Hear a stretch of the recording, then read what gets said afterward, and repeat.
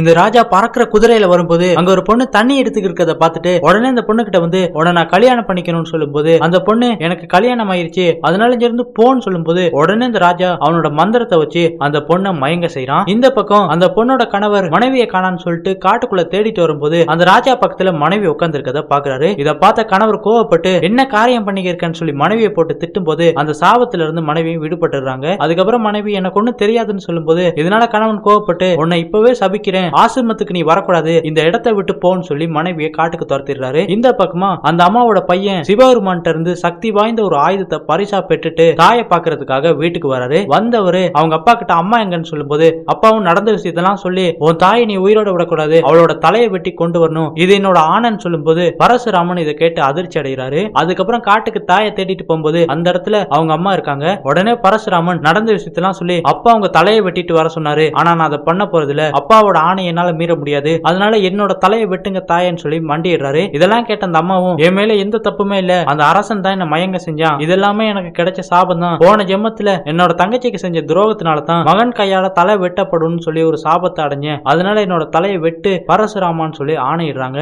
இதனால பரசுராமனும் தாயோட ஆணையை நிறைவேற்றுறதுக்காக தாயோட தலையை வெட்டிடுறாரு. அதுக்கப்புறமா இதை பார்த்த அப்பாவும் நீ என்னோட மகனுங்கிறத நிரூபிச்சிட்டேன்னு சொல்லும்போது பரசுராமன் கண்ணீர் முழுக அழுதுகிட்டு நான் உங்க ஆணையை நிறைவேற்றிட்டேன், ஆனா உங்கள்ட்ட உயிர் பிச்சை கேட்கிறேன், என்னோட உயிரை எடுத்துட்டு என்னோட தாய்க்கு உயிர் கொடுங்கன்னு சொல்லும்போது இதை கேட்ட அப்பாவும் எல்லாமே விதிப்படித்தான் நடந்திருக்கு, இதுல யாரோட தப்புமே கிடையாதுன்னு சொல்லிட்டு மந்திர நீரை தெளிச்சு அந்த அம்மாவையும் உயிர்ப்பிக்கிறாரு. இதை பார்த்த பரசுராமனும் சந்தோஷப்படுறாரு.